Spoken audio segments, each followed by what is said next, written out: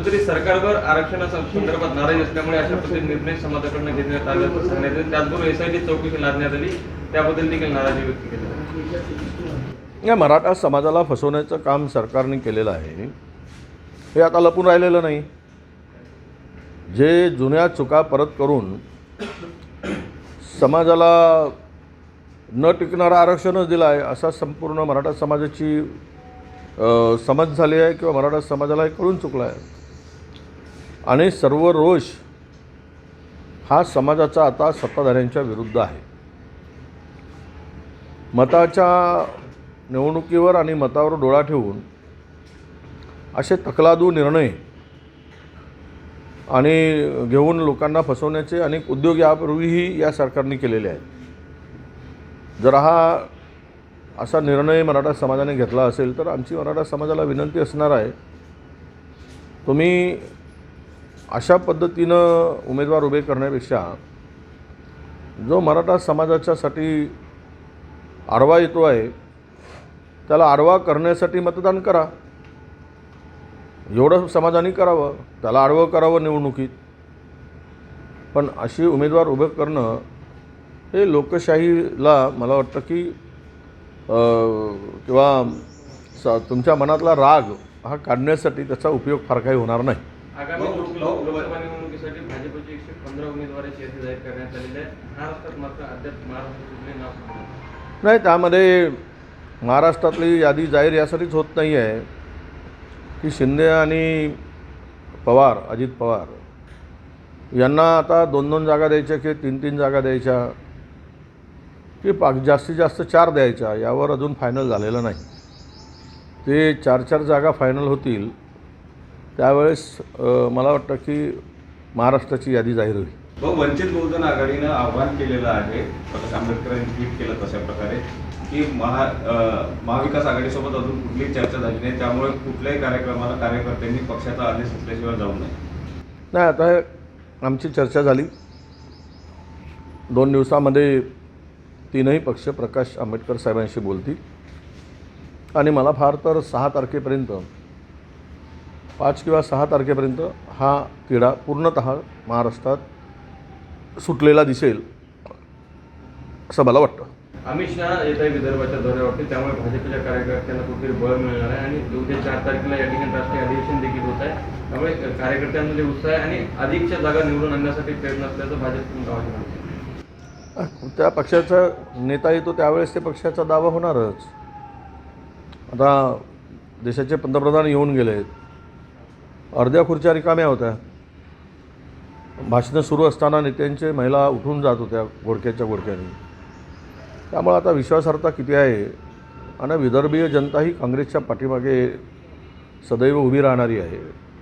त्यामुळे नेते येतात जातात, त्यामुळं बळ वगैरे काय मिळते, जनतेने बळ दिलं पाहिजेत, कार्यकर्त्याला बळ मिळून उपयोग काय.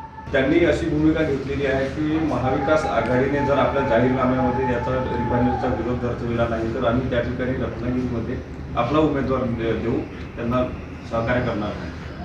ते आम्ही वाचलेलं आहे त्यांचं म्हणणं. त्यावर आम्ही महाविकास आघाडीमध्ये चर्चा करू आणि ज्यावेळेस जाहीरनामा होईल त्यावेळेस त्याचा विचार केला जाईल. उद्याच्या मेळाव्याचं 1 लाख कार्यकर्ते युवा मोर्चाचे येणार आहेत. उद्याच्या कार्यक्रमाचं काही इफेक्ट पुढे आगामी असं आहे, लोकांना वेटीस धरून एस टी महामंडळाच्या आणि खाजगी गाड्या किरायाच्या आणून मेळावा केला तर तो कार्यकर्त्यांना बळ देणारा असतो की लोकांना वेटीस धरणारा असतो, याचा निर्णय मतदानात होईल. आता 1 लाख आणतात, 50,000 आणतात, किती आणतात, किती युवा येतात, तो पक्षाचा त्यांचा कार्यक्रम आहे.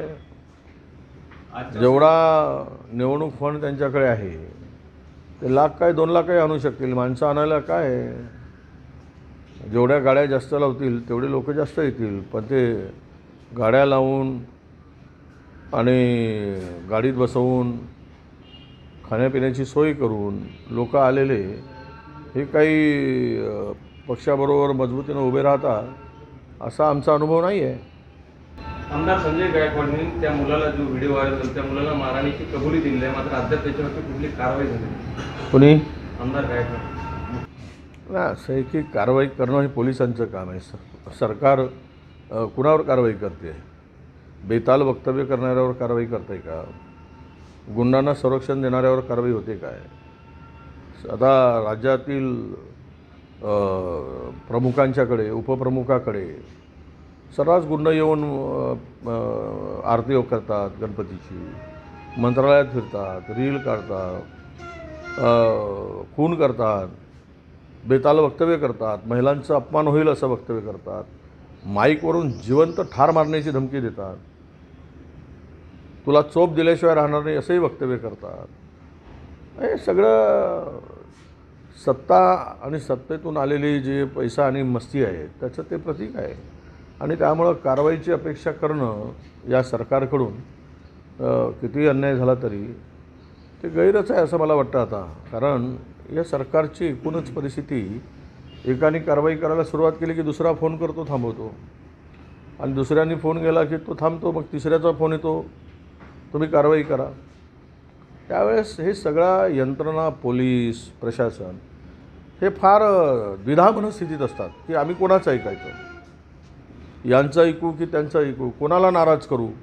यामुळं राज्य पूर्णतः कायदा सुव्यवस्था असेल किंवा जनतेची कामं असतील किंवा जिथे न्यायाची अपेक्षा असेल तिथे हे राज्य आता कुठेही लोकांच्या उपयोगी पडेल असं राहिलेलं नाही.